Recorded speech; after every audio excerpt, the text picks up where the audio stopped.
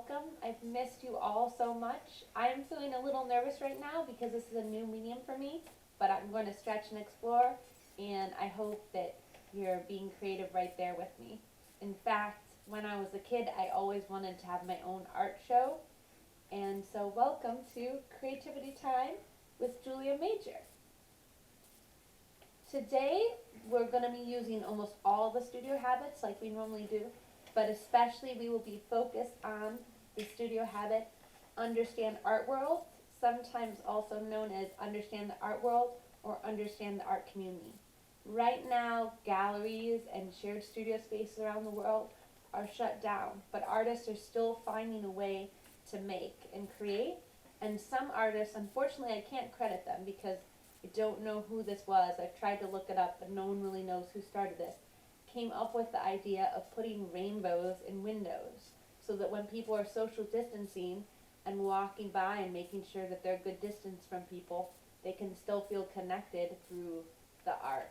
Especially rainbows, but people are doing other themes as well, and you can make whatever you like. Just make sure to put it in a window so that when people are observing as they walk, observing being another studio habit, they can see the art.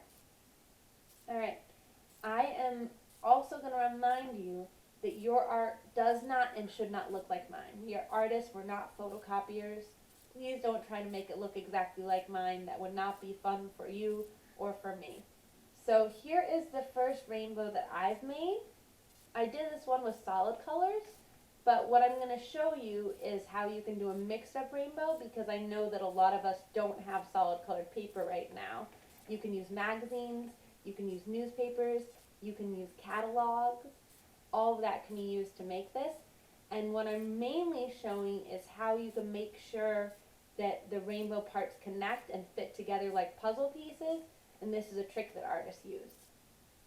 Alright, so I recommend using a small scissors to do this because you're going to get nicer cuts. But a large scissors can be used if that's what you have. In fact, that's what I used for my first rainbow. You're going to want to have your sheets all the same size on top of each other. If one isn't the same size, that's fine. Just make sure that it's lined up as best as you can at the bottom.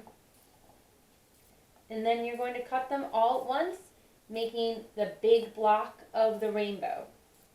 Make the full rainbow. If you use the small scissors, when you have this many layers, it is going to be a little tough to cut through. If you need to, you can do this in two parts. You can cut one with half of the layers and then use that to cut the other layers. I'm going to just power through though.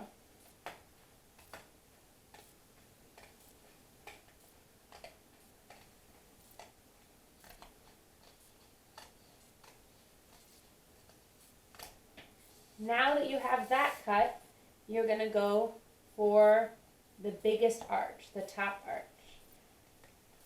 Cutting through all your layers again. And again, if you need to, you can break this into two parts using your first big chunk as a template.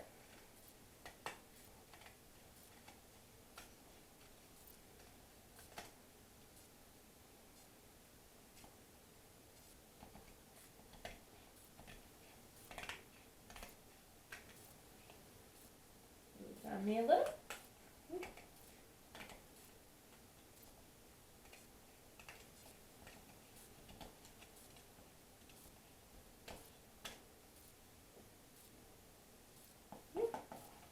If they get mixed up, you can just bang them on your table to straighten them again.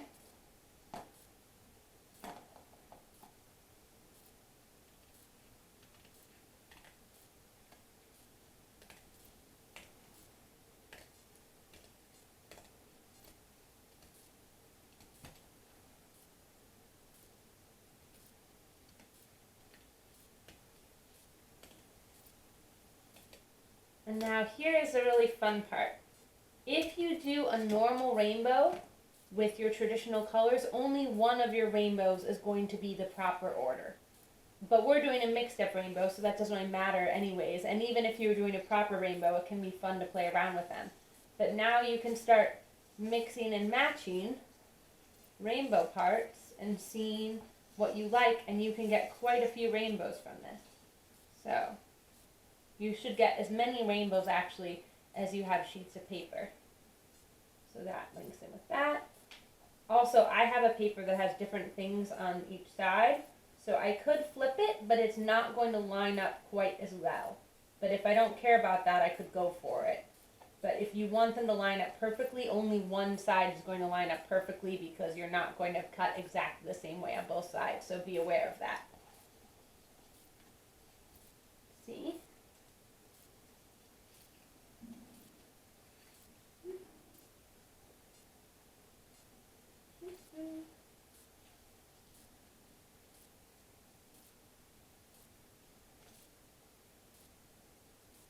And I quite like this rainbow, and you can see, like I said, that everything is going to line up quite well because we cut it all from the exact same sheet.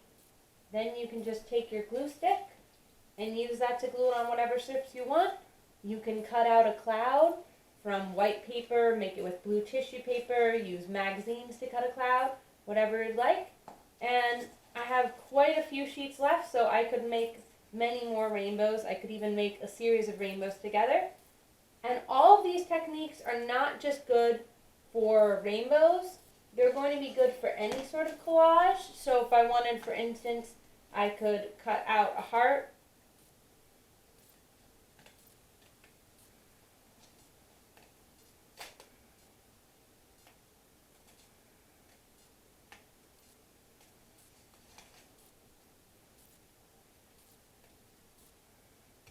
And now I'm going to have lots of those hearts because I cut it on top of each other, or I could fold it and cut the inside out and do layering just like what we saw.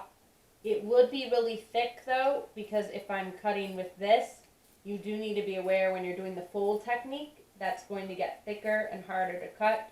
So I probably wouldn't do that with this, but I could do something like use these hearts to make a flower, lots of other things.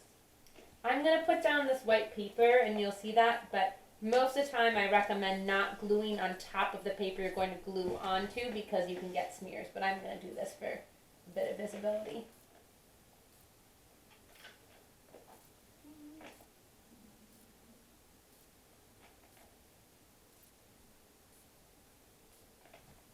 Remember, glue sticks aren't magic, you want to press.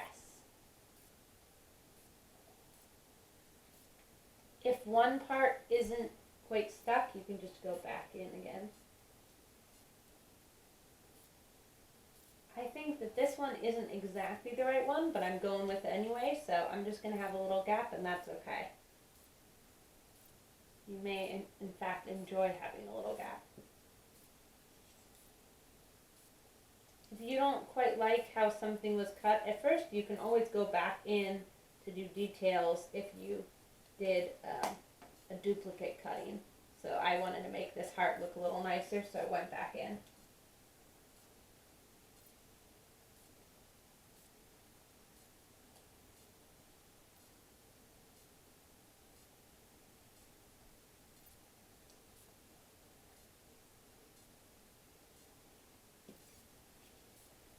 And here is my finished rainbow. Artists, as you know, we can make art from almost anything. So you can always adapt these artworks for your needs. But these are 3 supplies that I wanted to tell you we used in a lot of future videos, so that if you don't have them and have a way to get them, it would be great if you could. First off, we have a tool, the kid scissors, as some people call it, but I like to call it a small scissors because it can be used by adults and kids, and it's just better for fine details. Then we have a glue stick. I prefer them not washable, but actually right now I have a washable, and washable is just fine. And Aleene's tacky glue.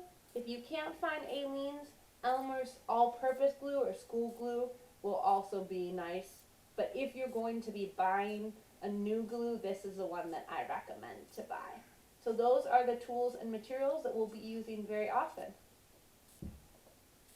Thank you for coming to Julia Major's Creativity Time. I hope you have a colorful and creative day.